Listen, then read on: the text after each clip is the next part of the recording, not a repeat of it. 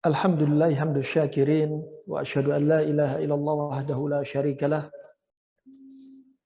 khairul ghafirin wa asyhadu anna Muhammadan abduhu wa rasuluh al-mu'ti ulumul awwalin wal akhirin sallallahu alaihi wa ala alihi wa sahbihi alladhina kanu ilal khairati mubadirin.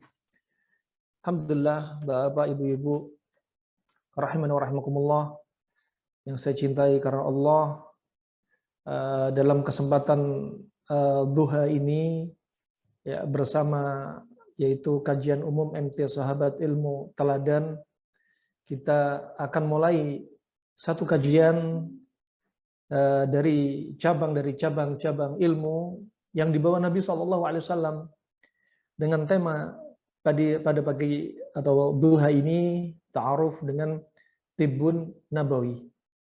Sebagaimana dikatakan dalam pepatah, tak kenal maka tak sayang, maka kita ingin mengupas ya apa yang dibahas oleh orang-orang terdahulu sebelum kita terkait At-Tibbun Nabawi.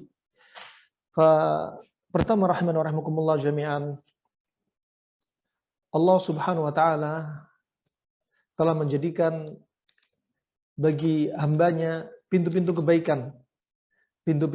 kebaikan, termasuk yang dibawa Nabi SAW dari apa yang diperintahnya, dari apa yang dilarangnya, dari firman Allah Subhanahu wa taala juga, itu adalah merupakan yaitu kebaikan untuk hambanya. Apa yang Allah larang pasti ada bahaya untuk hambanya. Demikian apa yang Rasulullah sampaikan, dan apa yang Allah anjurkan pasti ada kebaikan untuk hambanya. Rahimani wa rahimakumullah jami'an, Tibbun Nabawi sebenarnya tidaklah keluar dari lisannya Nabi SAW. Dia yang tersusun dari dua suku kata, at-tib, ya, at-tib yang artinya pengobatan, dan an-nabawi yang artinya yang disandarkan kepada Nabi SAW. Maka Tibbun Nabawi adalah ilmu pengobatan yang sabit kepada Nabi SAW. Sekali lagi, untuk menisbatkan kepada Nabi SAW itu adalah hal yang membutuhkan hujjah atau dalil, ditegakkannya dalil. Dan jikalau sesuatu ini tidak bisa ditegakkan dengan dalil, maka tidak bisa kita nisbatkan kepada Nabi SAW. Tidak bisa kita nisbatkan kepada Nabi SAW. Sebagaimana kalau kita menisbatkan sesuatu kepada Nabi SAW, tapi tidak ada padanya atau tidak tegak dengannya dalil, maka bisa masuk dalam ancaman dalam hadis Nabi SAW riwayat Imam Bukhari dan Imam Muslim, man kadzaba alayya muta'ammidan fal yatabawwa maq'adahu ilan nar. Barang siapa berdusta atas Nabi SAW, maka tempat tinggal dia, ya, berdusta atas Nabi dengan sengaja, maka tempat tinggal dia adalah yaitu neraka. Tempat kembalinya adalah neraka. Barakallahu fikum. At-Tibbun Nabawi tidaklah muncul dari lisan Nabi SAW. Tidak muncul dari lisan Nabi SAW dengan Nabi katakan, ya, Nabi punya Tibbun Nabawi. Tidak. Tetapi banyak didapati hadis-hadis Nabi SAW yang mana dalam hadis-hadis tersebut ya menunjukkan bahwasanya itu adalah pengobatan yang datang dari wahyu. Nah, yang tentunya pengobatan dari wahyu ini tidak bisa disamakan dengan pengobatan manapun juga. Sebagaimana wasiat Ibnu Qayyim rahimahullahu taala, at-tibbun nabawi laisa kasairit tibb wa huwa mutqinun mutayaqqanun wa li'annahu yasdur minal akhbar al-ilahi. Bahwasanya ilmu pengobatan ini adalah ilmu pengobatan yang pasti kebenarannya dan meyakinkan, dan tidak sama dengan ilmu pengobatan manapun juga, karena sumbernya adalah berupa wahyu. Dan banyak di antara para ulama mengumpulkan karangan-karangan mereka ini, ya, dari zaman yang awal, dari kalangan para sahabat radhiyallahu anhum ajmain, ya, sampai di zaman sekarang ini. Detik ini mereka masih banyak menulis ilmu tentang pengobatan. Dan juga ilmu pengobatan di antara ulama-ulama Islam, mereka kumpulkan sumbernya adalah dari wahyu dan kemudian dari hadis Nabi SAW. Dan kemudian mereka merangkum, membuat konsep, ya, tentang kaidah pengobatan sehat dan sakit dan seterusnya. Wah, di antara ulama ada yang menjadikan cara penulisan kitab seperti metode penulisan hadis, seperti metode penulisan hadis, dan hadis Nabi SAW juga dicocokkan juga dengan konsep ahli pengobat. Mana hadis yang ternyata hadis tersebut, ya, ternyata punya hikmah, dan ternyata para pengobat-pengobat klasik sampai detik ini membenarkan apa yang dibawa Nabi SAW. Ini termasuk cara mereka untuk mengupas ilmu ini, diantaranya manfaatnya menunjukkan apa yang dibawa Rasulullah SAW alal haq, ya, walaupun sebenarnya kita menjalankan atau mendatangi perintah Allah dan Rasulnya bukan untuk mencari hikmah, tetapi hikmah selalu didapati di balik apa yang disampaikan Allah dan Rasulnya SAW. Banyak sekali contoh-contohnya kalau kita ingin kupas, ya.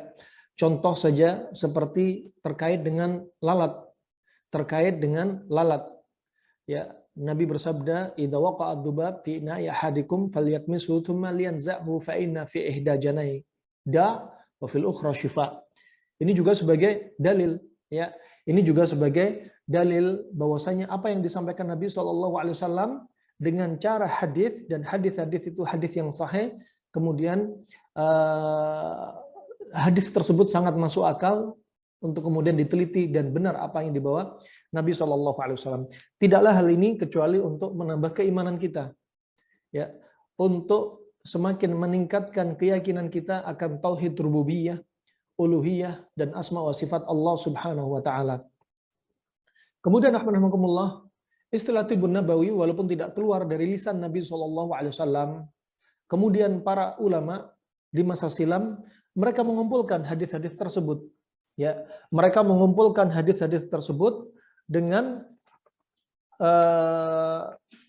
cara seperti caranya ahlul hadis. Mereka kumpulkan mana yang terkait ilmu pengobatan, ya, mereka saripatikan ke dalam buku, ya. Bahkan subhanallah, orang-orang di masa silam seperti para a'immah, ya, Imam Syafi'i, beliau sangat perhatian, ya, sangat perhatian dengan ilmu yang satu ini, ya, sampai wasiat beliau rahimahullah, ya, terkait ilmu pengobatan ini, diantaranya beliau sampaikan dalam Al-Adab Asy-Syafi'i dan yang selainnya akan pentingnya ilmu pengobatan yang satu ini, yaitu pengobatan, ilmu pengobatan atau tibbun nabawi.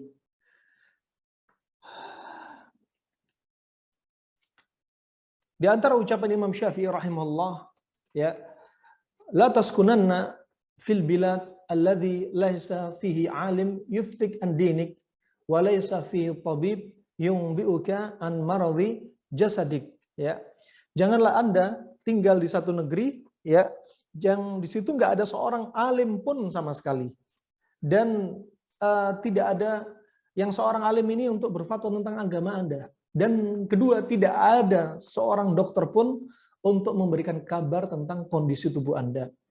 Juga disebutkan dalam Al-Adab Asy-Syafi'i juga, ya, dalam Adab Asy-Syafi'i juga bahwasanya dari Rabi', dia mendengar Asy-Syafi'i berkata, al-ilm ilman, ilmul adyan al-fiqh wa ilmul adyan at-tib. Ilmu itu ada dua. Ilmu agama tentang fikih dan ilmu badan yaitu tentang pengobatan.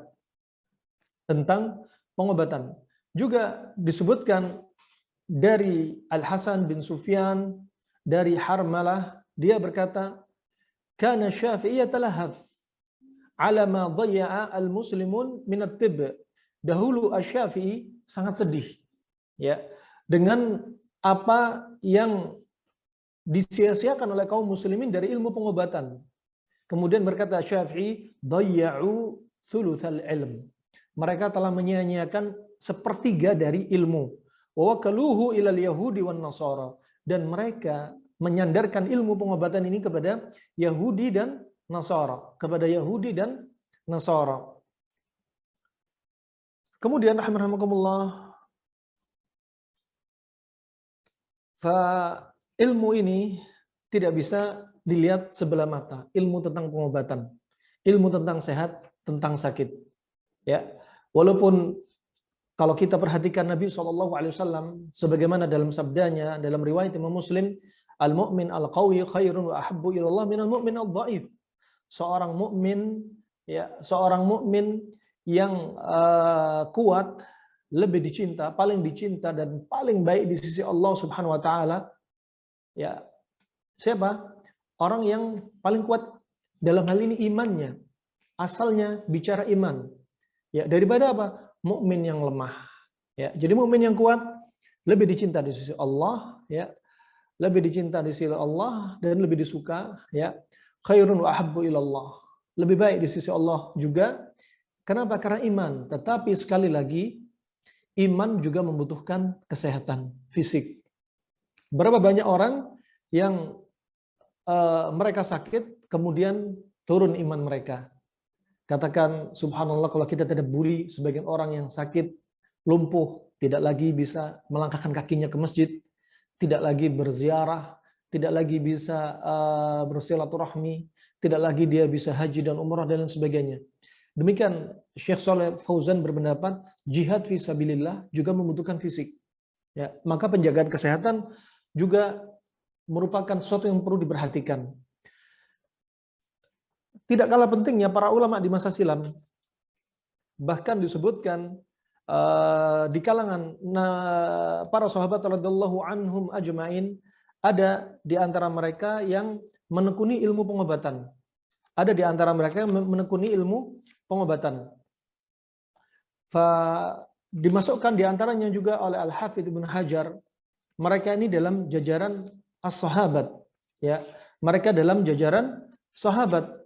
Di antaranya seperti yang disebutkan dokter yang hidup di zaman Nabi SAW yang masyhur, bahkan dijuluki Tabibul Arab, ya, Tabibul Arab, dan mereka berislam di zaman Rasulullah SAW. Di antaranya adalah Al-Harith bin Kaldah. Al-Harith bin Kaldah. Dia termasuk Tabibul Arab di zaman Nabi SAW dan belajar ilmu pengobatan dari Persia. Dan Nabi SAW juga demikian. Nabi ketika mendapati para sahabatnya sakit, maka dianjurkan untuk berobat kepada Al-Harith bin Kaldah. Walaupun pengobatan dia bukan pengobatan ala Nabi. Sebagian besarnya beliau mengambil ilmu pengobatan dari Persia. Dan Nabi SAW dan para sahabat menyaksikan akan kemampuan Al-Harith bin Kaldah. Dan dia mendapati Islam dan membaiki Islamnya.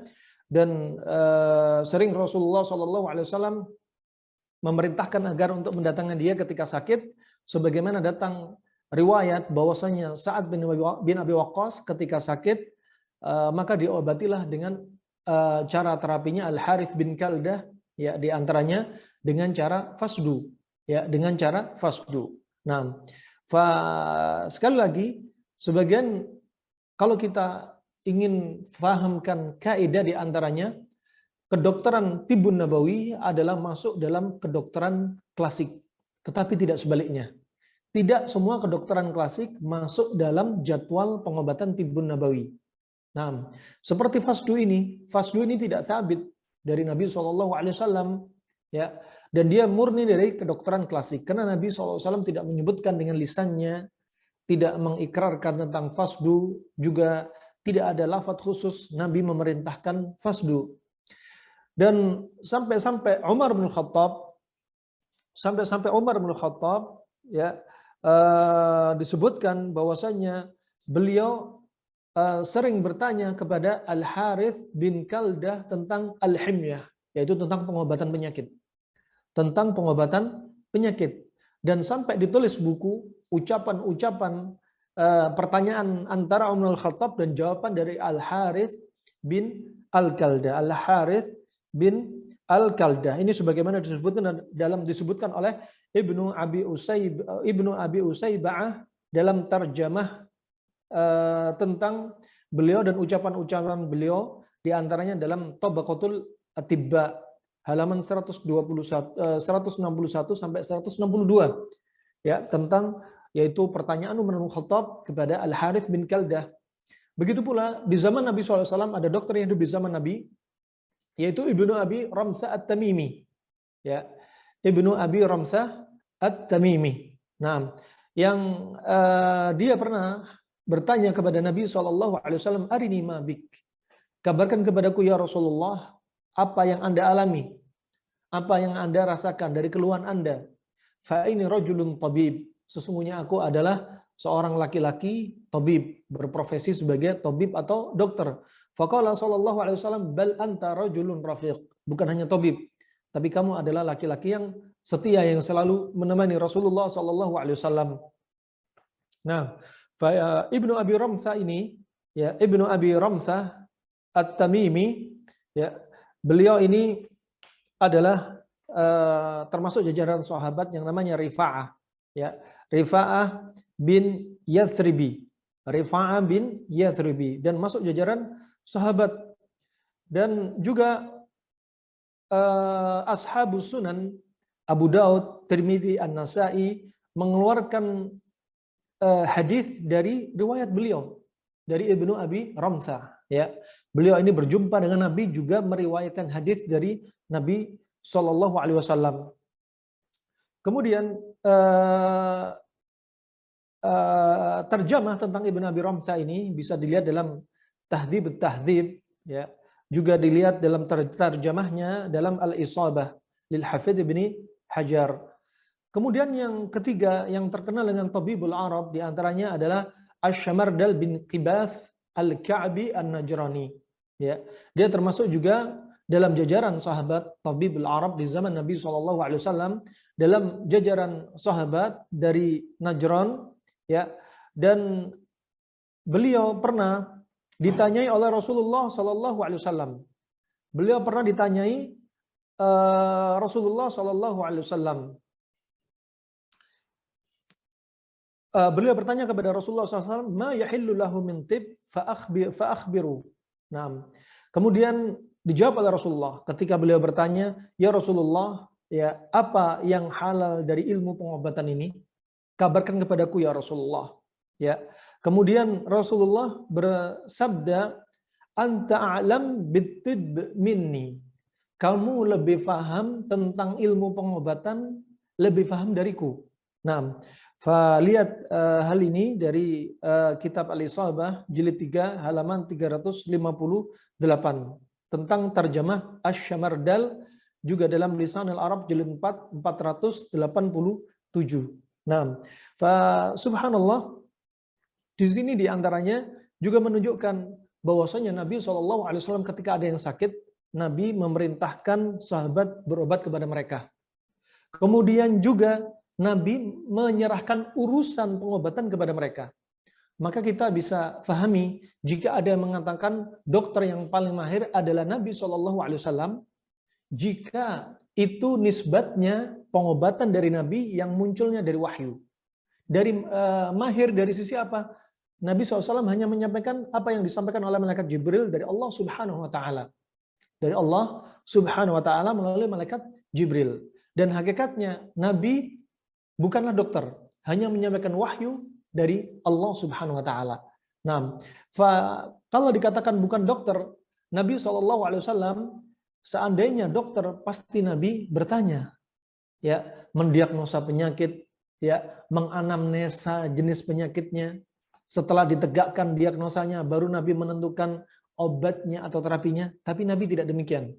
Nabi hanya menyampaikan ilmu pengobatan yang merupakan wahyu. Wa ma yantiqu 'anil hawa in huwa illa wahyu yuha. Apa yang Nabi sampaikan sallallahu alaihi wasallam ini bukanlah dari apa? Nafsu, bukan dari syahwat, tetapi apa? Dari wahyu yang diwahyukan dari Allah ya kepada manusia. Wah, ini rahmanakumullah jami'an. Maka dari sini kita bisa lihat sebenarnya bapak kedokteran Islam bukanlah Ibnu Sina. Ya. Bapak kedokteran Islam bukanlah Ibnu Sina. Ada yang mendahului Ibnu Sina. Bahkan di zaman Nabi SAW. Tatkala Nabi SAW membawa syariat ini, subhanallah mereka ada.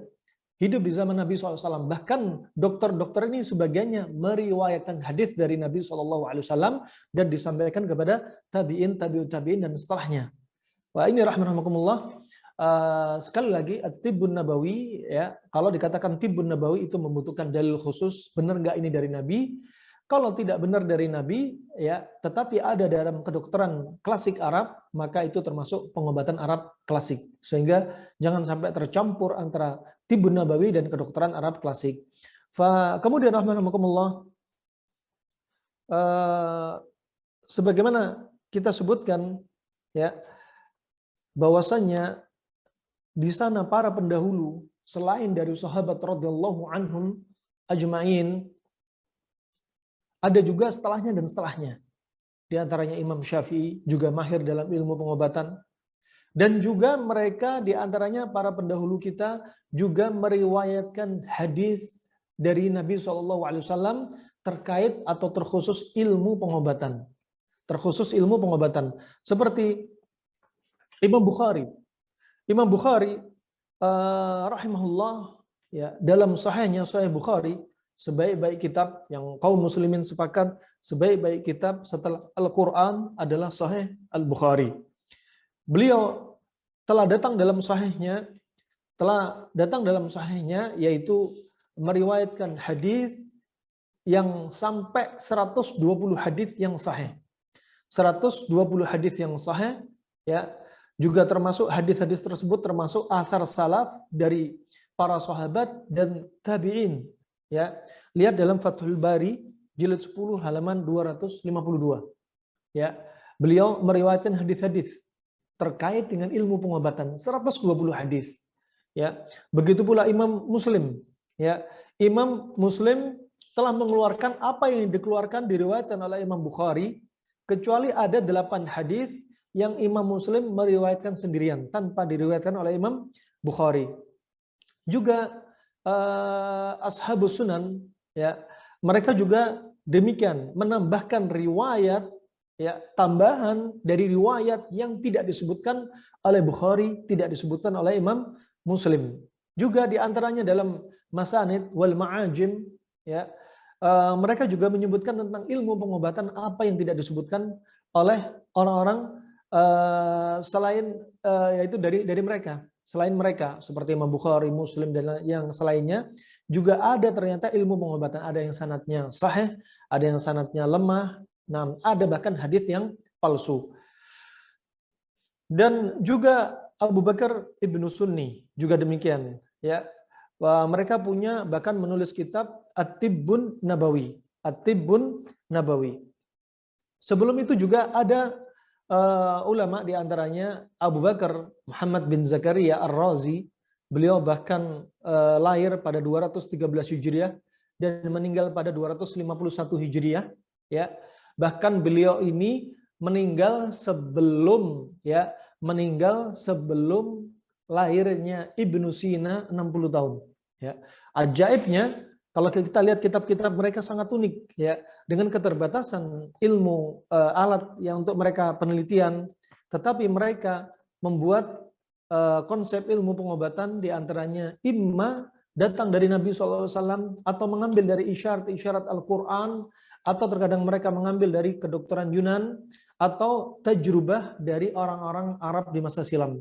Ya, tajrubah dari orang-orang Arab di masa silam ya, dari juga kedokteran India. Rahimahumullah jami'an. Tidak kalah pentingnya mereka membahas juga ilmu pengobatan dasar terkait dengan anatomi tubuh ya, dan kemudian terkait dengan jenis sifat tubuh manusia, kemudian mereka bahas tentang penyakitnya. Juga di antaranya Abu Nuaim Al-Asbahani. Abu Nuaim Al-Asbahani, ya. Dia juga punya kitab At-Tibbun Nabawi, ya. Jadi kitab-kitab semacam ini baru muncul seperti kitab Abu Bakar Ar-Razi, ya, dengan judul Al-Mansuri fit Tibb. Al-Mansuri fit Tibb.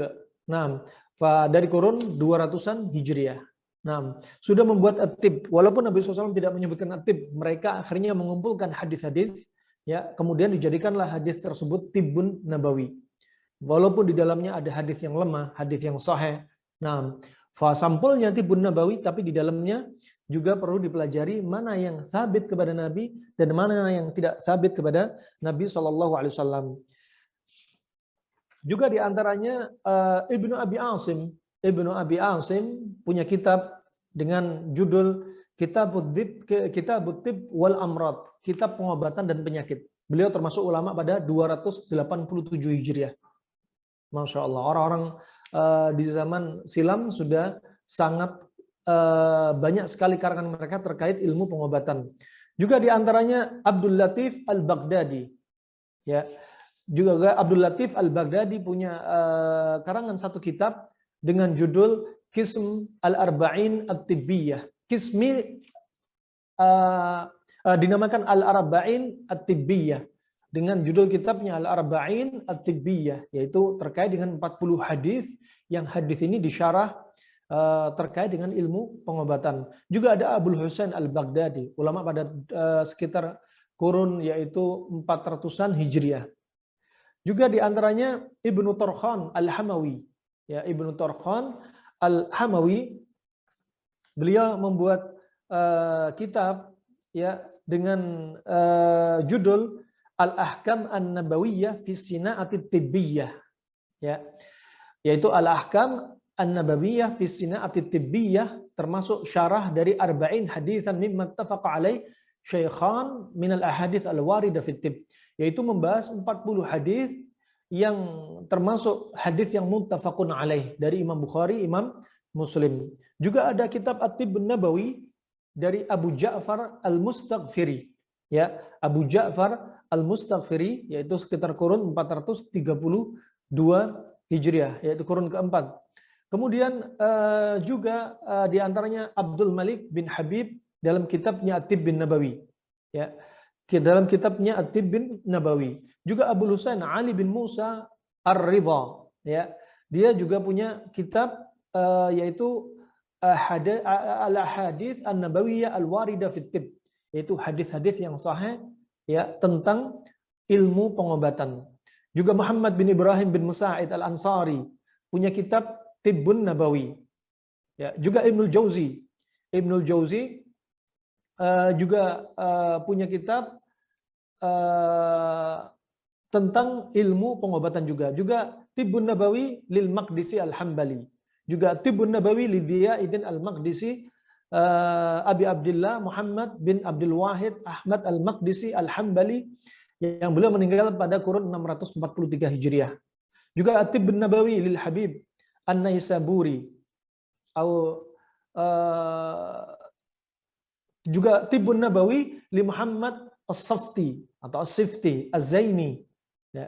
Juga di antaranya beliau sebutkan di sini bahwasanya dalam kitab beliau sekitar 100 lembar dan sampai detik ini masih ada 100 halaman tersebut bicara tentang ilmu pengobatan. Kemudian At-Tibbun Nabawi li Ibnul Qayyim. Adapun Ibnul Qayyim sebenarnya tidak menulis kitab khusus Tibbun Nabawi, tetapi kitab tersebut diambil dari Zadul Ma'ad fi Hadi Khairil Ibad. Begitu pula At-Tibbun Nabawi lidz-Dzahabi, juga Imam Ad-Dzahabi. Juga Tibbun Nabawi lil Qastalani, ya. Beliau juga punya kitab tentang ilmu pengobatan. Dan yang berikutnya yang paling ajib, dikumpulkan kitab-kitab yang sudah kita sebutkan tadi oleh Jalaluddin As-Suyuti, ya. Beliau termasuk yang paling banyak mengumpulkan atau meriwayatkan hadis-hadis dari Nabi SAW, dari para pengarang kitab At-Tibbun Nabawi dari yang sebelum dia sampai zaman dia. Nah, di antaranya Al-Minhaj As-Sawi wal Minhal Ar-Rawi fi Tibbin Nabawi, dengan cara gaya tulisan beliau menyebutkan hadis, ya, kemudian juga ilmu ahli pengobat disebutkan atau menyimpulkan apa yang disebutkan Nabi SAW, hikmah di balik itu semua dirinci oleh As-Suyuti rahimahullah taala. Ini rahman wa rahmakumullah jami'an. Zaman keemasan dari Tibbun Nabawi, ya, mulai banyak bermunculan kitab-kitab Tibbun Nabawi, di antaranya tatkala munculnya khilafah, yaitu khilafah Harun Ar-Rasyid dan anaknya Al-Ma'mun, ya. Itu adalah masa-masa emas di mana ilmu-ilmu itu betul-betul dikumpulkan.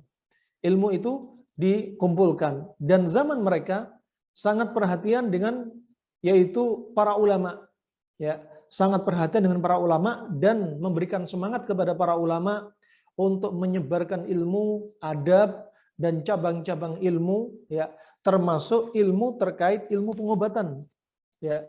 Maka mereka-mereka yang punya ilmu pengobatan diberikan semangat oleh khalifah pada waktu itu, dibantu oleh khalifah pada waktu itu, sampai disebutkan di situ adalah nampaknya al-asr, yaitu zaman terbesarnya at-tibb al-islami, termasuk zaman terbesarnya ilmu pengobatan Islam secara Islam. Nah, sampai terjadi tatawur, zaman kemajuan di zamannya beliau ketika para ulama menulis ilmu pengobatan, dan mereka ternyata terdepan di zamannya. Juga di antaranya dijadikan kitab At-Tibb al-Islami, bahkan dijadikan rujukan-rujukan di dunia waktu itu, ya, di muka bumi pada waktu itu, seperti kitab Al-Hawi lir-Razi, ya, juga Al-Qanun li Ibn Sina, ya, Qanun dari karangan Ibnu Sina, ini yang paling terkenal, Al-Hawi lir-Razi, juga Al-Qanun li Ibn Sina. Dan karena di waktu itu zaman yang sedang disupport oleh khalifah, sehingga terkenallah buku-buku mereka ini, Al-Hawi dan Al-Qanun. Al-Hawi dari Ar-Razi dan Al-Qanun dari Ibn Sina tersebar ke penjuru dunia. Karena apa? Dukungan para khalifah. Tetapi hakikatnya sebenarnya bapak kedokteran Islam bukanlah Ibn Sina. Ya, masih banyak sebelum Ibn Sina yang juga termasuk kedokteran Arab yang mahir di zamannya sebelum Ibn Sina. Tetapi karena support tidak didapati, dukungan tidak didapati sebagaimana di zaman Khalifah Harun Ar-Rasyid, ya, yang termasuk Daulah Abbasiyah, ya, pada tahun yaitu 750 Masehi, 750 Masehi. Kemudian berikutnya rahimakumullah jami'an, Tibbun Nabawi sebenarnya adalah termasuk salah satu cabang dari cabang yang dibawa ilmu ini oleh Nabi SAW. Oleh Nabi SAW. Dan untuk meluruskan akidah umat Islam atau orang-orang yang masih ada kejahilan pada diri mereka terkait sehat dan sakit. Nah, terkait dengan kesyirikan, terkait dengan pengobatan yang Allah haramkan. Oleh karena itu Tibbun Nabawi sebenarnya bukan hanya terkait dengan sehat sakit saja, tapi juga termasuk sehat dari perkara bukan hanya fisik, tapi masalah iman. Masalah iman. Dan sehat itu sebenarnya mudah. Ya, sehat itu sebenarnya mudah, maka jangan dibuat susah. Semakin simpel makanan Anda, semakin mudah juga obat Anda. Nah, semakin bervariasi makanan Anda, maka semakin juga dibutuhkan variasi dari obat yang Anda konsumsi. Sebagaimana kalau kita lihat, kita tadabburi hadis Nabi SAW, ya, inna hadzal din yusr wa la yushadu hadzal din ahadun illa ghalabah fasaddidu wa qaribu. Ya, sesungguhnya agama ini mudah, ya. Agama ini mudah, dan tidaklah seorang pun yang memaksakan dirinya ekstrim terhadap dirinya, ya, kecuali apa? Dia sendiri akan kalah. Ya, termasuk apa? Termasuk dalam hal ini bukan hanya agama, kesehatan itu juga mudah. Jangan dibikin susah, jangan dibikin berat. Dan juga wasiat Nabi SAW, inna li jasadika alaika haqqan ya faqum wanam waftir wasum. Sesungguhnya bagi tubuh kalian itu punya hak, ya, maka tidurlah dan bangun, ya, maka tegakkanlah malam, sholat dan tidurlah, dan berbukalah dan berpuasalah, ya, dan juga dalam riwayat yang lain menikah. Nah, wah ini rahman wa rahmakumullah jami'an.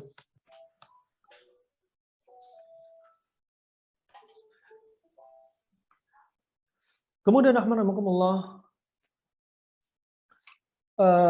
adapun pengobatan-pengobatan silam dengan pengobatan-pengobatan yang menyimpang dari masa-masa jahiliyah, ya, disebutkan oleh para ulama bahwasanya mereka melakukan pengobatan-pengobatan yang jauh dari Islam. Di antaranya sebagaimana yang disebutkan kisah-kisah di masa silam, ya, orang-orang Israiliyun, pengobatan mereka di masa silam, kalau ada orang yang sakit, mereka bawa ke pendeta-pendeta atau tokoh-tokoh agama mereka, kemudian dibawa ke tempat ibadah mereka. Nah, dan mereka sebenarnya tidak tahu ilmu pengobatan, ya, mereka tidak tahu ilmu pengobatan, hanya dibawa ke tempat ibadah mereka dan didoakan oleh tokoh-tokoh mereka. Dan di balik itu mereka nggak punya ilmu. Nah, wah ini termasuk kejahilan.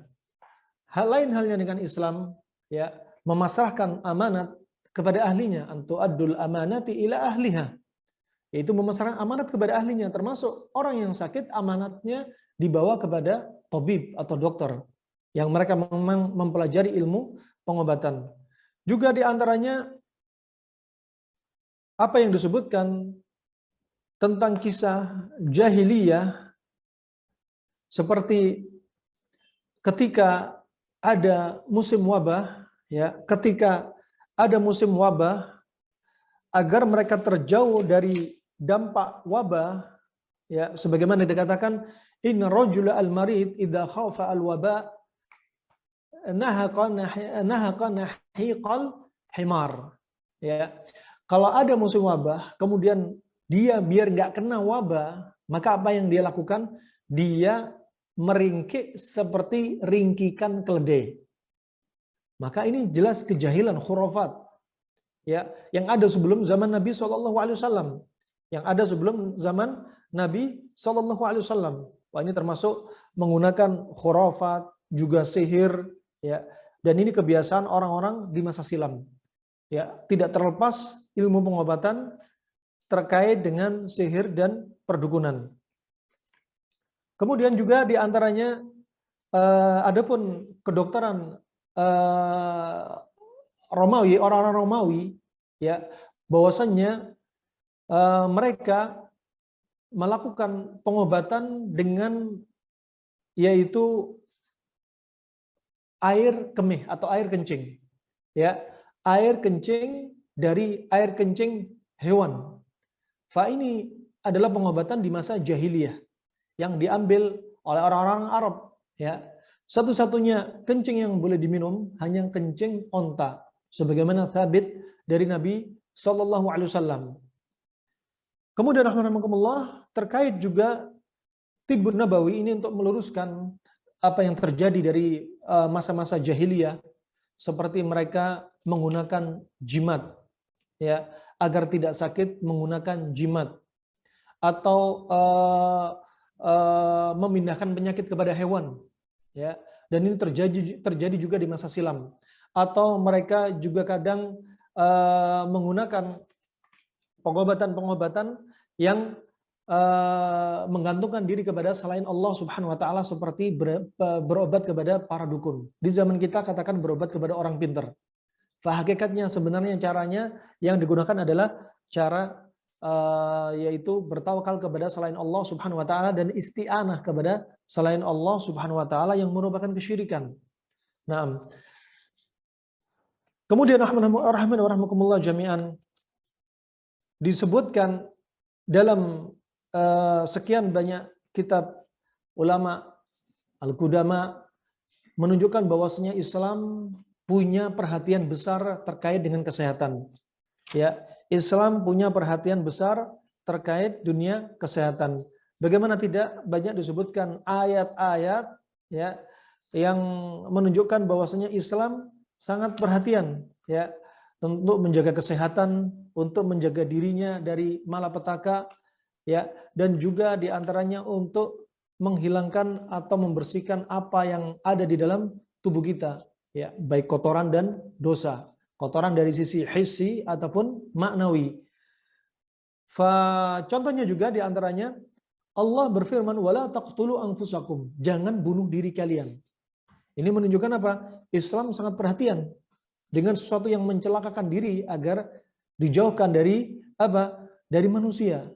Juga Allah berfirman faman kana minkum maridun aw ala safarin fa iddatun min ayyamin ukhar. Di sini Allah tidak menginginkan orang yang sakit atau orang dalam keadaan safar untuk tetap puasa. Tentunya jika memberatkan diri dia. Safar di zaman Nabi tidak seperti safar di zaman kita. Nah, jika seseorang tetap puasa ya dalam keadaan dia sakit atau dia safar, khawatir akan mencelakakan diri dia, semakin parah kondisinya. Nah, kemudian rahimahumullah jami'an juga di antaranya firman Allah Subhanahu wa taala menunjukkan perhatian, yaitu perhatian tentang Islam ini ya terkait dengan syariat terkait wudu ya. Allah jadikan umat Islam ini untuk selalu menjaga dirinya dengan wudu, dengan kebersihan ya, dijauhkan dari penyakit hati atau kotoran-kotoran fisik ya. Allah menyebutkan juga afi qulubihim maradun amir tabu, apakah di dalam hati kalian itu ada penyakit atau keraguan. Nah, ini juga menunjukkan Allah juga membahas penyakit, diantaranya penyakit hati, bukan hanya penyakit fisik ya, juga ada penyakit syahwat ya. Fala takhdha'na bil qawli fayatma'alladzi fi qalbihi marad ya. Maka kaum wanita jangan rendahkan suara mereka, jangan lembutkan suara mereka sampai apa? Sampai akhirnya menguasai hati kaum laki-laki yang berpenyakit. Ini diantaranya penyakit syahwat ya. Ada munafik, nifak dalam hati, ada syahwat dalam hati, ada juga penyakit badan. Sebagaimana Allah sebutkan, laisa 'alal a'ma haraju, wala 'alal a'raji haraju, wala 'alal maridhi haraj. Ya. Tidak ada dosa bagi mereka orang-orang yang buta, mereka orang-orang yang pincang, mereka orang-orang yang sakit. Allah juga sebutkan di sini. Kemudian rahmanakumullah, Allah Subhanahu wa taala juga sebutkan, mengisyaratkan bahwasanya di dalam Al-Qur'an ya ada disebutkan penyakit, juga ada disebutkan obat. Ya. Sebagaimana dalam firman-Nya, yaitu dalam surat Yunus ayat 57, qad ja'atkum mau'idhatum mir rabbikum wa syifaa'un lima fis sudur, wa syifaa'un lima fis sudur. Telah datang kepada kalian mau'idhah ya, nasihat dari Allah Subhanahu wa taala, dan dia juga sebagai obat bagi hati. Ya, obat bagi hati. Al-Qur'an bukan hanya obat untuk kasus orang yang terkena masalah jin, tapi juga termasuk obat bagi hati sekaligus bagi fisik. Ya, bagi hati sekaligus bagi fisik. Wa nunazzilu minal Qur'ani ma huwa syifa wa rahmatun lil mu'minin ya. Dan kami turunkan Al-Qur'an ini, yang ada pada Al-Qur'an itu adalah ada padanya obat dan rahmat bagi orang-orang yang beriman. Kemudian rahmatullah, belum lagi hadis Nabi SAW yang menunjukkan bahwasanya Islam ini punya perhatian besar tentang yaitu hamba Allah Subhanahu wa taala dan umatnya Nabi Muhammad sallallahu alaihi wasallam. Di antaranya makanya Nabi sebutkan at-tuhur syatrul iman, bahwasanya bersuci itu bagian dari iman. Riwayat Imam Muslim, ya, bagian dari iman. Fas ini menunjukkan bahwasanya kebersihan dianjurkan dalam Islam. Ya, juga Allah sebutkan, Nabi SAW sebutkan, la yabulanna ahadukum fil ma'id da'im thumma yaktasilu minhu. Ya, Nabi sebutkan janganlah seorang muslim, ya, janganlah seorang dari kalian itu apa? Buang air kecil, ya, di air yang tergenang kemudian mandi pada air tersebut. Ini jelas bimbingan Islam. Ya, Islam tidak menginginkan air dikencingin kemudian dia mandi dari air yang tergenang tersebut, ya. Dari air yang tergenang tersebut. Sangat banyak sekali hadis-hadis terkait dengan tibbun nabawi, terkait dengan tibbun nabawi. Sekali lagi, Nabi SAW tidak langsung menyebutkan itu tibbun nabawi, ya. Akan tetapi ya, terkandung di antaranya konsep ilmu pengobatan dari apa yang dibawa Nabi SAW kemudian dibukukan oleh para ulama, ya, rahimahumullah. Kemudian rahimahumullah disebutkan As-Suyuti bahwasannya awal mula at-tibb, awal mula tentang pengobatan ini, ya, disebutkan dalam riwayat yang mauquf dengan sanad yang sahih tetapi tidak dikeluarkan, ya, yang mana diriwayatkan oleh Al-Hakim dalam Mustadrak jilid keempat halaman 197, ya. Juga Ibnu Murdawai dari Salamah bin Kuhail dari Sa'id bin Jubair dari Ibn Abbas radhiyallahu anhu maqal kana Sulaiman bin Daud alaihissalam, dahulu Sulaiman bin Daud alaihissalam idza shalla al-ghada tala'at baina 'ainai syajarah, ya. Dahulu Nabi Sulaiman ketika salat, ya, salat waktu duha, ya, maka muncullah di hadapan Nabi Sulaiman yaitu sebuah pohon, sebuah tanaman. Fayaqul ma anta. Kemudian Nabi Sulaiman berkata kepada pohon ini, ma anta. Fataqul, kemudian dikatakan syajaratun kada wa kada. Aku adalah pohon ini dan pohon itu. Fayaqul li ayyi syai'in tala'at aw li syai'in tala'ta. Ya. Kemudian Sulaiman berkata kepada dia, ya, untuk apa kamu tumbuh? Untuk apa kamu keluar? Kemudian dia berkata, tala'tu lidawa'in kada wa kada fayu'maru biha fatanazza.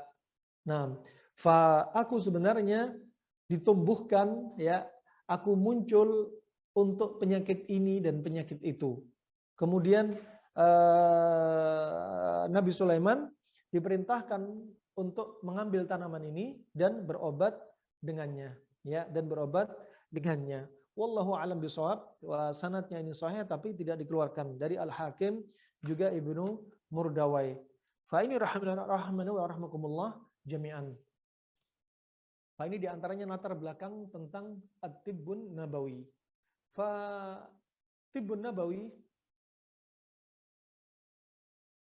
disebutkan dalam riwayat yang begitu banyak terkait dengan tibbun nabawi. Dan di antaranya dalam riwayat Imam Bukhari, riwayat Imam An-Nasa'i dan Abu Nuaim dalam Tibbun Nabawi dari Abu Hurairah radhiyallahu an bahwasanya Nabi SAW bersabda, "Ma anzalallahu da'an illa anzalalahu syifaan." Allah tidak akan turunkan penyakit kecuali Allah pasti turunkan obatnya. Ya. Fa di sini Al-Ba'li rahimahullah mengatakan di sini anjuran untuk orang belajar ilmu pengobatan. Kata beliau rahimahullah. Ya. Juga dalam riwayat Imam Muslim dari Ibnu Sunni, Abu Nuaim dari Jabir radhiyallahu an bahwasanya Rasulullah SAW bersabda, likulli da'in dawa. Setiap penyakit itu pasti ada obatnya. Fa idza usiba dawa'ud da bari'a biidznillah taala. Kalau obat itu cocok dengan penyakitnya, dengan izin Allah akan sembuh. Di antara ini juga disebutkan bahwasannya kesembuhan Allah Subhanahu wa taala yang mutlak milik Allah Subhanahu wa taala, ya, itu melalui sebab-sebab. Allah jadikan sebab. Sebabnya apa? Kalau obat cocok dengan penyakit. Diagnosa cocok, obat cocok, ya, sembuh dengan izin Allah Subhanahu wa taala. Juga dalam riwayat Al-Bazzar, riwayat Al-Hakim, Ibnu Sunni, Abu Nuaim dari Abi Sa'id Al-Khudri radhiyallahu an, bahwasanya Nabi SAW bersabda, "Ma anzalallahu min da'in illa anzalalahu dawa. Alima dzalika man alima wa jahila man jahila illa sam wa huwal maut." Ya. Bahwasanya disebutkan Allah tidak akan turunkan penyakit kecuali Allah turunkan obatnya.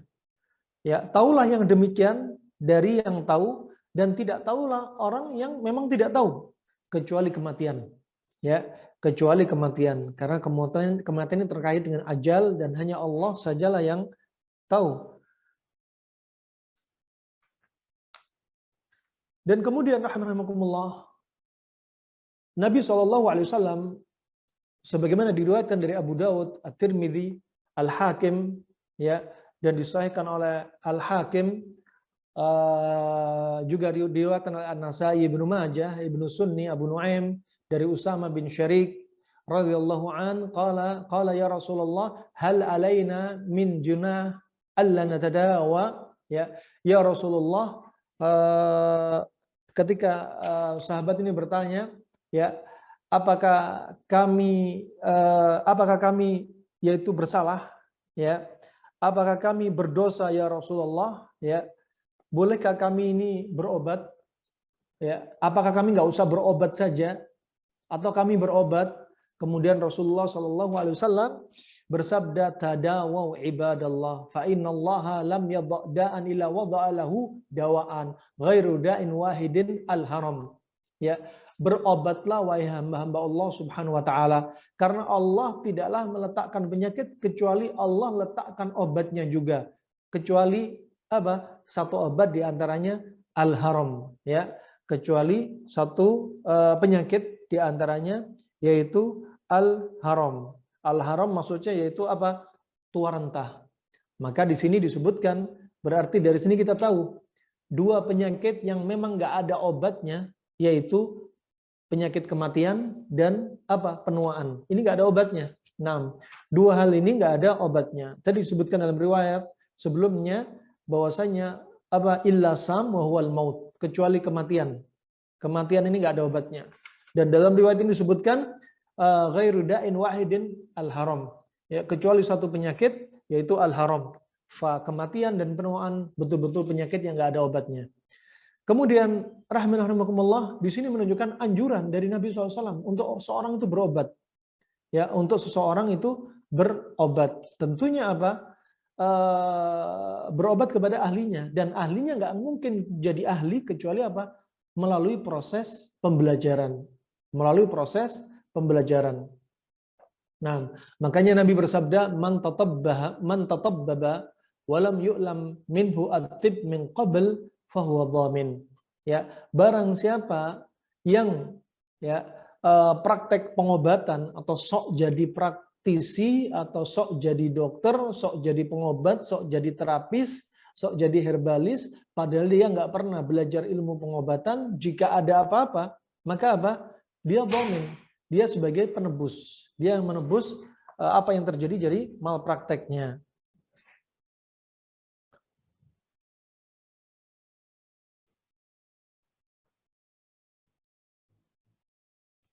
Nah, fa ini rahimana rahimakumullah jami'an.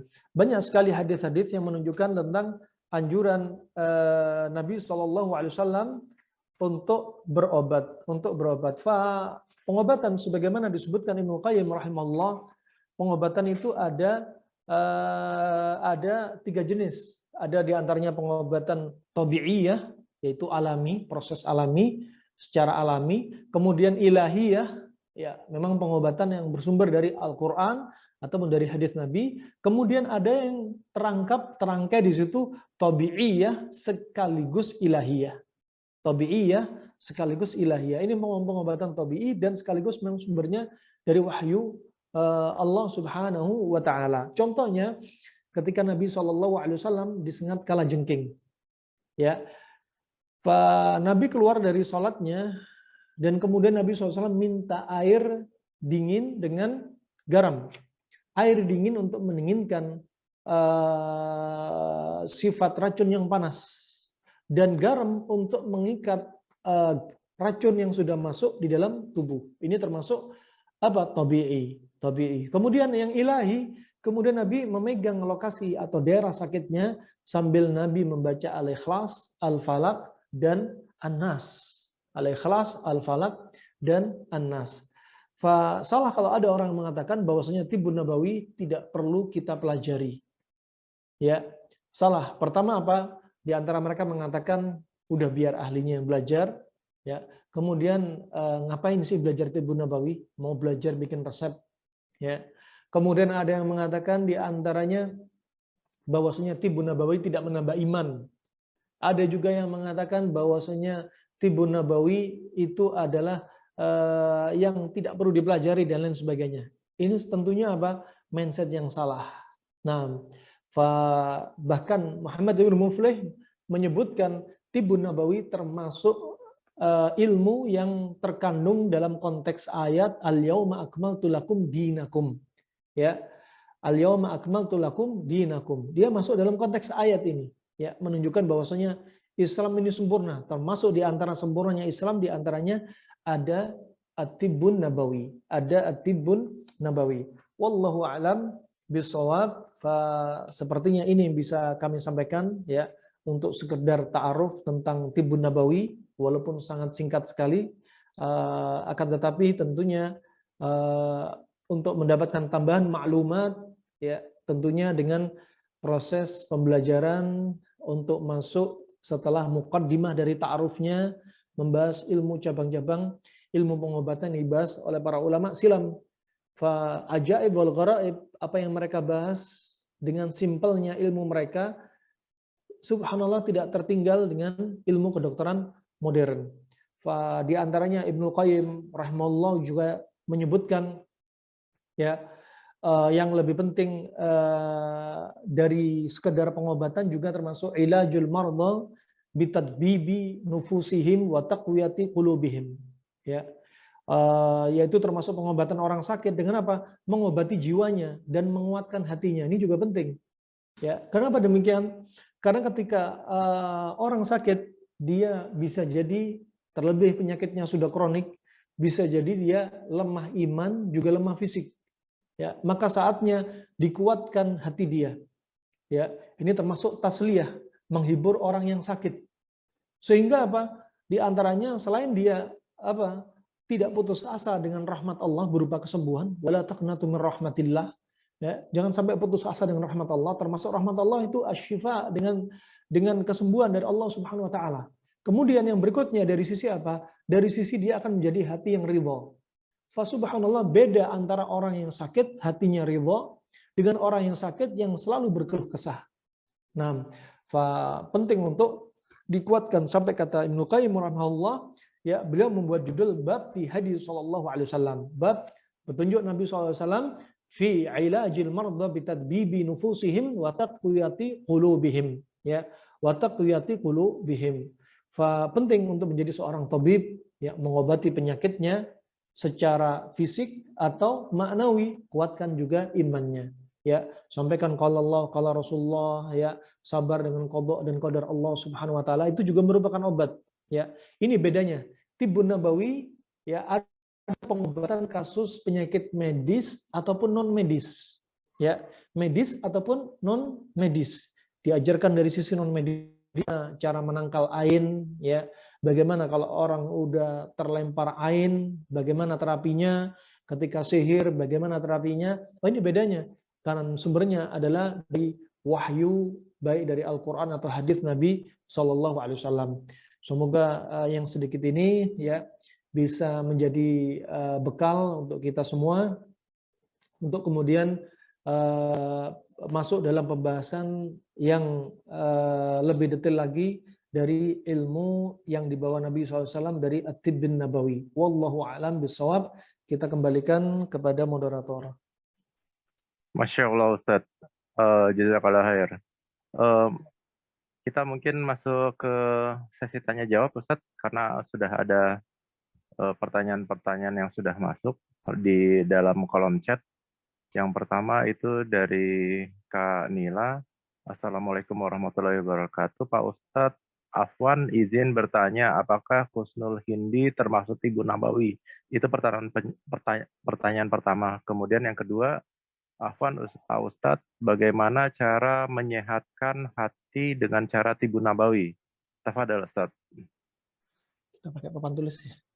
Oh, ada di kolom chat, Ustadz. Kita pakai papan tulis dulu aja ya. Oh, baik.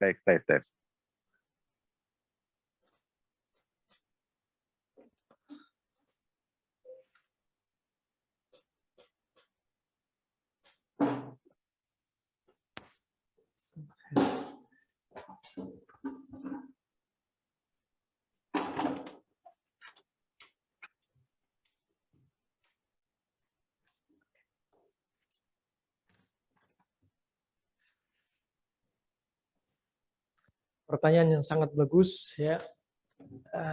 Jazakallahu khair atas pertanyaannya. Ya. Pertanyaannya, apakah Husnul Hindi termasuk Tibbun Nabawi? Jawabannya iya, termasuk Tibbun Nabawi. Ya. Dalam sekian banyak riwayat, di antaranya riwayat Imam Bukhari, Imam Muslim. Imam Bukhari, Imam Muslim. Hadis Nabi SAW, ya,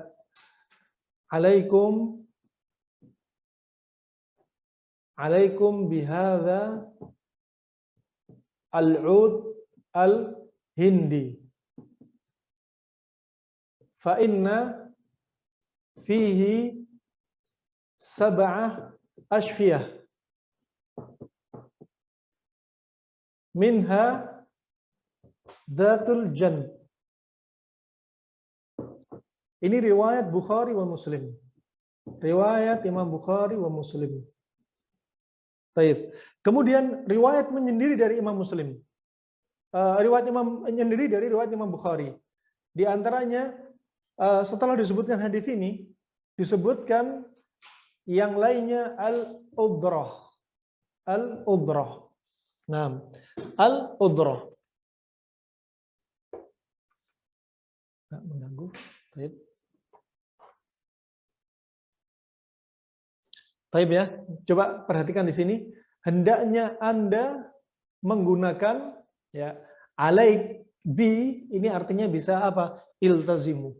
Ya, gunakanlah dan sering konsumsi. Ya, sering konsumsi. Apa? Dengan Husnul Hindi, al-ud al-hindi, alaika bihadza. Hendaknya sering gunakan. Alaika bihadza al-ud al-hindi. Al-ud al-hindi, al-ud itu kayu. Itu Husnul Hindi. Ya. Husnul Hindi maksudnya itu. Husnul Hindi. Ya. Jadi ada Husnul Hindi, ini ada Husnul Hindi, ada Husnul Bahri. Ada dua. Bedanya apa? Kalau Husnul Hindi, ya ada yang mengatakan Husnul Hindi itu diambil dari India di zaman silam, di zaman Nabi SAW. Ya, dan sebelum Nabi, mereka itu mengambil dari jalur darat. Masuk ke Arab dari jalur darat. Adapun Husnul Bahri masuk dari jalur laut. Ya, penamaannya. Wallahu a'lam bishawab. Alhasil ini sama-sama jenis dari kayu. Dari India. Nah, Husnul Hindi ini bedanya warnanya lebih condong ke arah coklat. Condong ke arah coklat. Sedangkan Husnul Bahri lebih condong ke arah terang. Dan sifat Husnul Hindi lebih panas dibanding Husnul Bahri. Daripada Husnul Bahri. Sekarang kita lihat alaikum bihadzal ud al-hindi. Fa inna fihi, karena pada ud al-hindi ini ada apa? Ada 7 pengobatan penyakit. Ada 7 pengobatan penyakit. Ya. Ada 7 di sini sebutkan berapa? 7. 7 pengobatan penyakit. Ya. 7 pengobatan penyakit. Di antara dari 7 itu adalah datul janb. Datul ajam. Datul janb ini disebutkan oleh Ibnu Qayyim, juga Al-Hafidz Ibnu Hajar Setelah disebutkan ciri-cirinya, apa sih datul janb? Ya, cocok dengan ilmu kedokteran modern zaman sekarang. Ini yaitu dinamakan apa? Kalau zaman kedokteran sekarang namanya pleuritis. Infeksi pada selaput paru-paru. Datul janb. Infeksi pada selaput paru-paru. Nah, kemudian dalam riwayat Imam Bukhari menyendiri disebutkan al-udrah. Ini berarti yang kedua. Al-udrah. Kalau tadi datul janb, kemudian al-udrah. Al-udrah semacam masalah pada tenggorokan. Ya, masalah pada tenggorokan. Seperti apa? Katakan seperti tonsilitis. Ini masuk al-udrah. Kemudian apa? Faringitis masuk al-udrah. Amandel juga masuk al-udrah. Berarti sisanya yang 5, ini sudah 2 disebutkan. Sisa yang 5, Anda sendirilah yang mencari. Apa aja yang masuk dalam kategori 5 dari tersisa dari apa yang disebutkan Nabi, pengobatan dari 7 penyakit. Taib. Kemudian datul janb sendiri, ya. Datul janb tadi disebutkan sini. Datul janb itu dibagi menjadi 2. Ya, kita hapus dulu. Ya. Kita hapus. Kita berarti sudah tahu hadisnya di sini sahih dari Nabi SAW tentang apa? Datul janb. Ya. Tentang datul janb. Ya. Sekarang datul janb dibagi oleh para ulama, yaitu Al-Hafidz Ibnu Hajar dan Ibnu Qayyim, ada 2. Al-haqiqi. Hakiki itu hakikatnya, sama ghairul haqiqi. Ya, atau bukan hakikat. Al-haqiqi di sini adalah yang kita sebutkan tadi, yaitu apa? Yaitu pleuritis atau datul janb betulan, ya, atau datul janb al-hakiki, ya, pleuritis. Kemudian yang bukan hakiki, adalah termasuk apa? Kata beliau, yang gejalanya mirip sama hakiki. Apa aja gejalanya yang mirip hakiki? Contoh, kata beliau disebutkan ada 5 gejala yang mirip al-hakiki. Di antaranya apa? Disebutkan an-nabat al-minsyari, denyut jantung seperti gergaji. Denyut gergaji. Kedua apa? Ada demam, humma. Ketiga apa? Ketiga apa? Batuk, koha atau koha, ya, batuk atau sual. Kemudian yang kelima apa? Dhiq tanafus, sesak nafas. Subhanallah. Nah, ini termasuk apa? 5 ini termasuk gejala yang mirip pleuritis. Masuk di sini datul janb ghairu hakiki, COVID bisa masuk sini. Makanya dulu yang lagi viral di masa-masa COVID, Kustul Hindi sangat viral di zamannya. Kustul Hindi sangat viral di zamannya. Dan COVID bisa masuk datul janb ghairu hakiki. Bisa menggunakan Kustul Hindi walaupun kita tanpa menisbatkan obatnya COVID dari Nabi adalah Kustul Hindi, tanpa nisbat. Kenapa? Karena ini termasuk ghairu hakiki. Kalau disebutkan Nabi yang hakiki masuk pleuritis. Ya, nah, itu jawaban dari pertanyaan yang pertama. Bagaimana cara menyehatkan hati dengan cara Tibbun Nabawi? Wah, ajib. Ya, cara menyehatkan hati dari Tibbun Nabawi. Ya, pertama, makanya penting ada tazkiyatun nafs. Ya, tazkiyatun nafs itu penting. Makanya di antara ketika Anda mendapatkan kenikmatan dunia, Anda harus imbangi dengan apa? Aktsiru hadimal ladzat. Ya, banyaklah Anda untuk mengingat penghancur dari kelezatan dunia. Yaitu mengingat apa? Kematian. Mengingat kematian. Ini untuk menjaga hati kita. Dikala hati kita senang, ya, kita juga harus ingat yang susah. Nah, kita juga harus ingat yang susah. Ya, begitu pula makanya hati agar dijaga terkait masalah ibadah, masalah dunia juga demikian. Anda mungkin dapat ada rasa, kalau ada rasa takut, Anda hadirkan rasa harap. Ya, ada rasa takut, ada rasa harap. Anda takut dengan siksa Allah, tapi Anda mengharap rahmat Allah Subhanahu wa taala. Anda mungkin merasa berdosa telah berbuat maksiat, tapi Allah Maha Pengampun, lagi Maha Penyayang.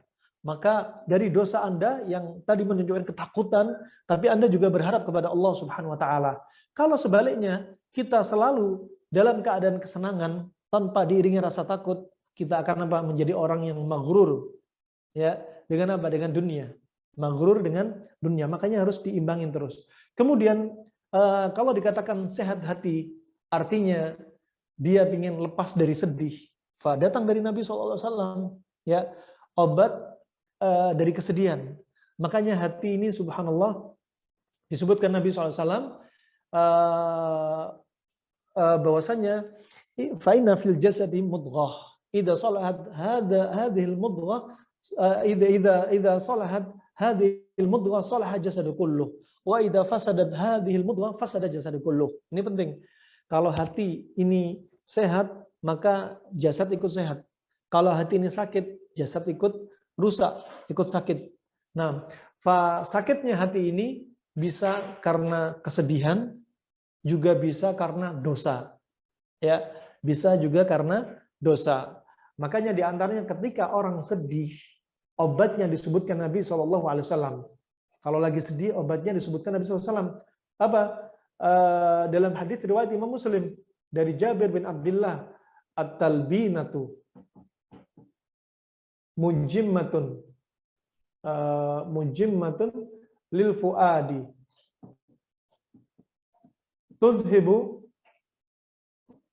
tudhibu li ba'dil huzni.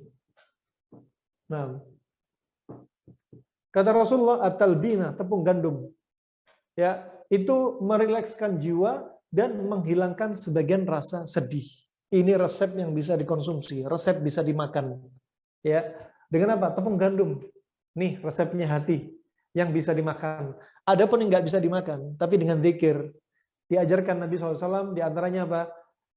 Sebagaimana Nabi berkata, ya, Nabi berkata kalau resepnya resep berupa zikir, diantaranya apa? Ya Bilal, aqimis shalah, arihna biha. Ya Bilal, ayo tegakkan sholat. Hati ini tenang kalau kita sholat. Nih, kalau lagi sedih, sholat. Ya. Kemudian juga obatnya kalau dari sisi ma'nawi banyak zikir. La ilaha illa anta subhanaka inni kuntu minadh dhalimin. La ilaha illa anta, ya, subhanaka inni kuntu minadh dhalimin. Ini juga ada zikirnya.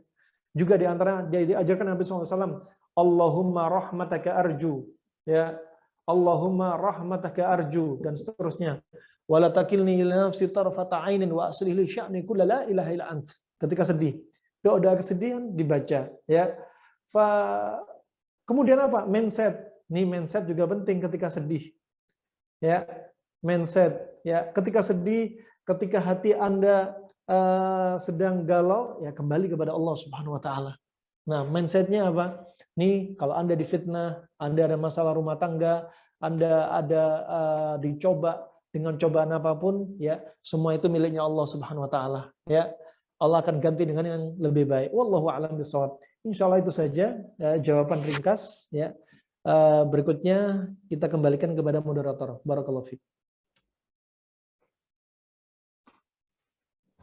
Jazakallahu khair.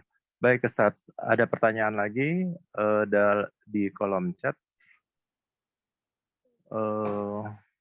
Assalamualaikum Ustadz, izin bertanya, apabila ada orang yang sakit parah menolak berobat ke dokter, namun lebih memilih berobat dengan madu atau habatus sauda, karena berpegang teguh dengan sunnah Nabi, yaitu tibun nabawi, bagaimana hukumnya Ustadz? Tafadhal Ustadz. Baik, barakallahu fiik. Sedang sakit, kemudian dia melihat mencukupkan dirinya dengan habatus sauda, dengan madu. Lihat dulu. Ini menunjukkan apa? Bisa jadi dia mungkin faham ilmunya jika dia tahu sifat dari penyakit yang ada pada tubuhnya. Tapi jika dia menyimpulkan seperti ini tapi tidak tahu sifat pada tubuhnya, maka termasuk kesalahan. Ya, termasuk kesalahan. Contoh, ya, kita lihat habatus sauda. Habatus sauda. Ya, ini madu. Ya.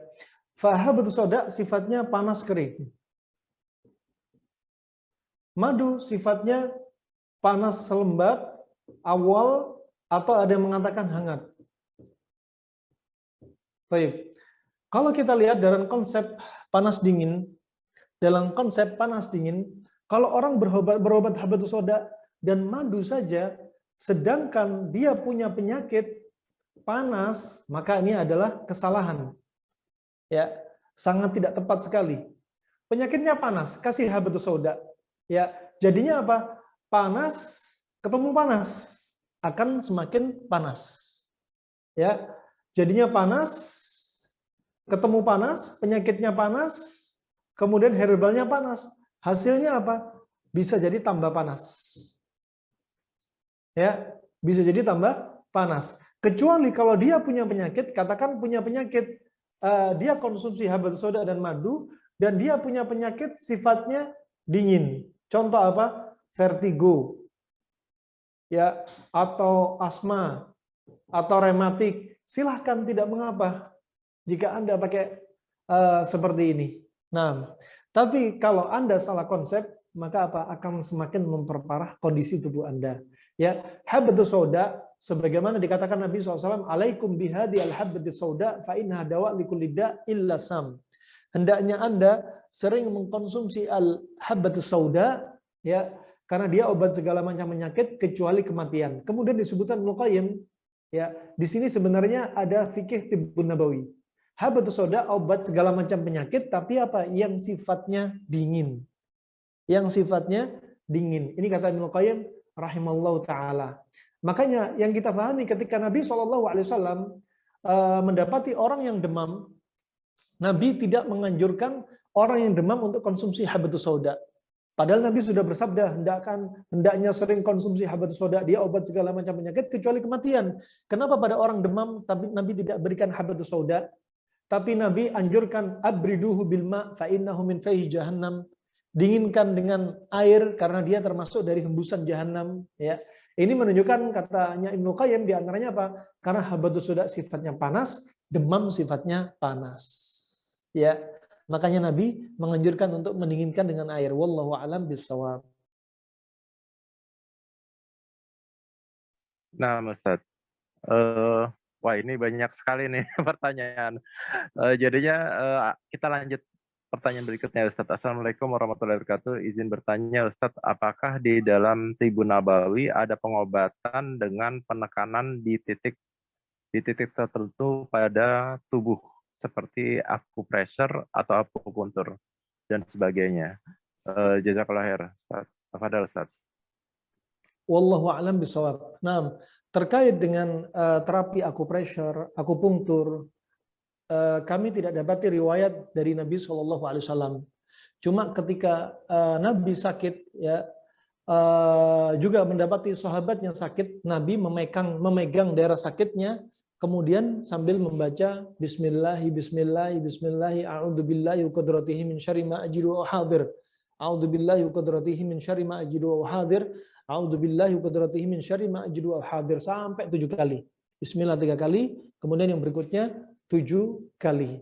Adapun seperti totok punggung, ya, seperti akupressure atau akupunktur, ini tidak bisa nisbat kepada Nabi SAW. Tapi sekali lagi, apa yang tidak sabit dari Nabi bukan berarti nggak boleh dilakukan. Kenapa? Karena ini urusannya dengan terapi dunia, ya, dengan ilmu dunia. Makanya Nabi SAW ketika ditanyai oleh seseorang, ya, dari kedokteran Arab klasik, ya, di antaranya seperti kita sebutkan tadi Ibnu Abi Ramsah, ya, Ibnu Abi Ramsah ketika atau Asyamardal ketika tanya kepada Nabi SAW, apakah pengobatan ini dilarang, ya, apakah boleh pengobatan ini, kabarkan pengobatan ini. Kemudian kata Nabi SAW apa? Anta alam bi umuritib. Kamu lebih paham terhadap ilmu pengobatan. Kamu lebih paham terhadap ilmu pengobatan. Artinya apa? Boleh-boleh saja.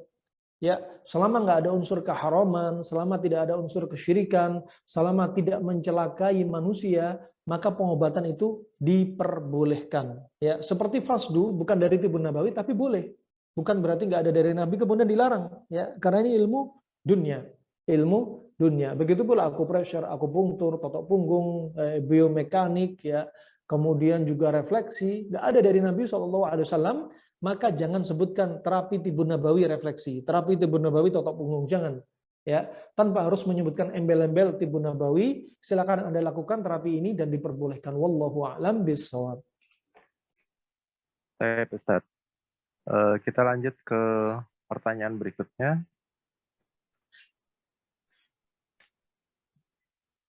Nah, tafadhol. Assalamualaikum Ustadz, apakah pengobatan menggunakan lintah termasuk salah satu tibbun nabawi?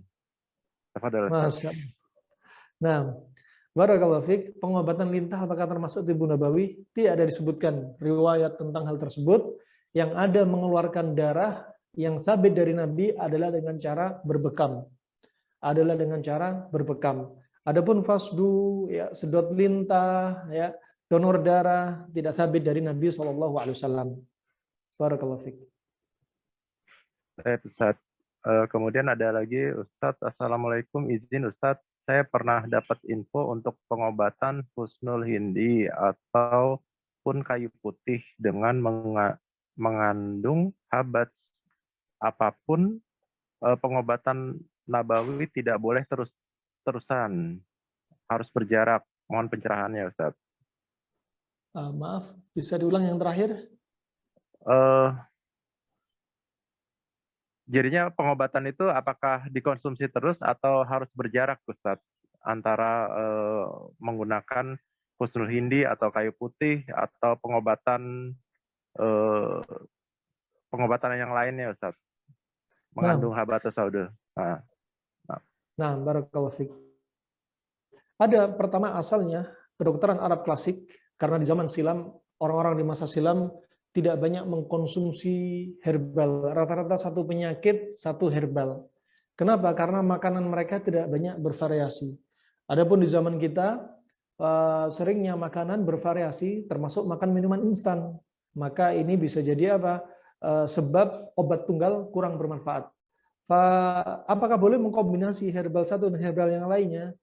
Boleh saja, seperti menambah khasiat tersebut. Ya, misalkan karena sifatnya seseorang kena long COVID, misalkan dingin lembab ekstrim, dia ingin mencampur habatus sauda dengan kustul hindi, sah-sah saja. Ya, sah-sah saja untuk dicampur, tidak mengapa. Nah, jika masih ringan di awal-awal, cukup dengan kustul hindi, cukup satu aja. Nah, kecuali jika obat itu mengandung efek yang saling bertolak belakang. Punya si pasien atau seseorang ini punya sakit, katakan sifatnya panas. Kemudian konsumsi kustul hindi yang sifatnya panas dan herbal lainnya sifatnya dingin. Jadi apa? Belum diberikan pada pasien, bisa-bisa sebelum masuk dalam tubuhnya sudah ada penetral.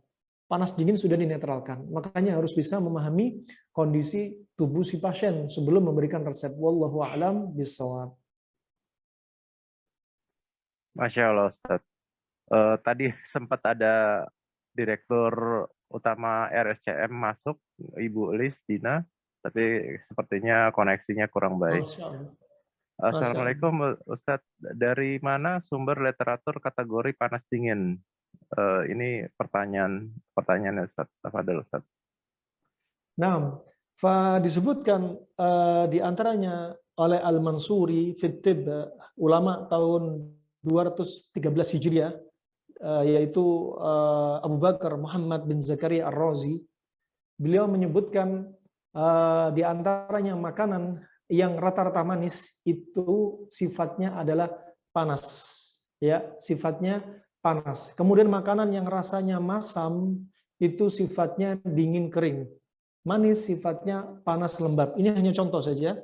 Dan insya Allah semoga berikutnya kami bisa melanjutkan karangan buku kami yang kedua dari lanjutan Latai Asy-Syifa Kakarib, karangan kami pertama. Juga berikutnya Anda bisa baca dari buku kami atau link YouTube kami dari asal-usul dari mana panas dingin ini. Ya, di antaranya mereka mentadaburi dari firman Allah surat Yasin ayat 36.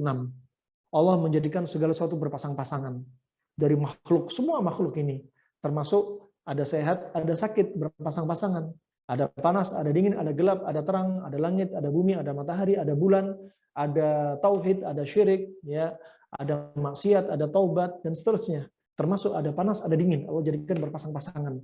Dan juga dari hadis Nabi SAW, ya, dalam riwayat Tirmidzi, riwayat Abu Daud, bahwasanya Nabi SAW dikatakan Aisyah, ya, ketika Nabi mengkonsumsi semangka dengan kurma, Nabi berkata di hadapan Aisyah, kita pasangkan, kita netralkan panasnya kurma rutop dengan dinginnya semangka dan sebaliknya. Nah, dan juga pembahasan para ulama sangat banyak sekali. Imam Bukhari sendiri juga demikian, ya, Abu Daud, Tirmidzi, Ibnu Majah dan yang selainnya, juga Muhammad ibnu Muflih, ya, ulama pada kurun ke-7, ya, dalam kitabnya yaitu apa?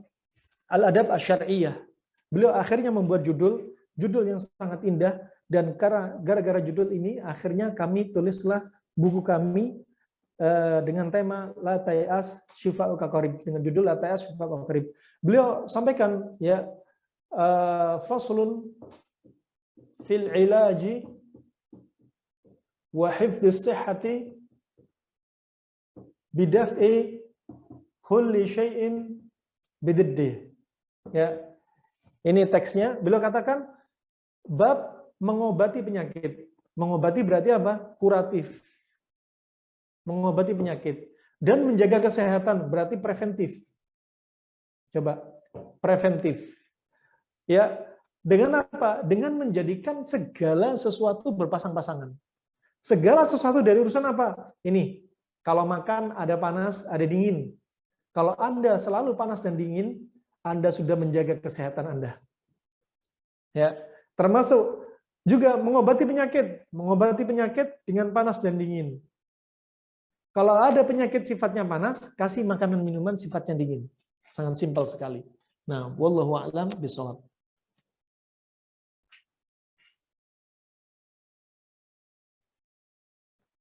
Tayyib. Ustaz. Mungkin masih ada waktu, Ustaz? Ada Mungkin 5 menit lagi aja ya. 5 menit. Atau 5 menit lah insya Allah. Mungkin kakak-kakak ada yang mau bertanya secara langsung, bisa raise hand. Atau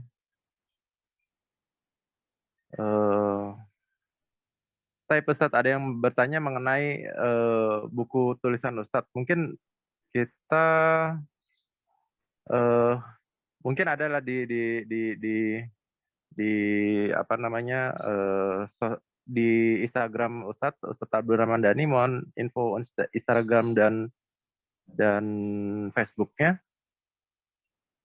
Nah, barakallahu fiik. Nah, tafadhal yang masuk grup kami, ada grup WA namanya Muslim Next Generation. Nah, grup Muslim Next Generation, kemudian ada juga Facebooknya Abdurrahman Dhani, juga ada Instagramnya Abdurrahman Dhani Official, silahkan. Juga ada link YouTube-nya Abdurrahman Dhani Official.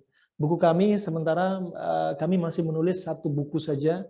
Pak, insya Allah semoga setelah ini bisa melanjutkan tulisan buku kedua. Ya, buku pertama kita bicara tentang konsep dasar panas dingin. Alhamdulillah kata pengantarnya Bapak Profesor Dr. Ahmad Sugih. Ya, beliau sudah usia 83 tahun. Ya, beliau termasuk dokter, profesor, SPGK, SPGM, ya, termasuk pernah menjabat Ketua Ahli Gizi se-Indonesia. Beliaulah yang mensupport kami untuk menuliskan, mencantumkan teori kedokteran klasik, kemudian juga makanan yang sering dikonsumsi Nabi, dan kemudian dikombinasi dengan masukan-masukan dari Bapak Profesor Dr. Ahmad Sugih. Wallahu a'lam bishawab. Semoga bermanfaat aja untuk kaum muslimin pada khususnya dan umat manusia pada umumnya.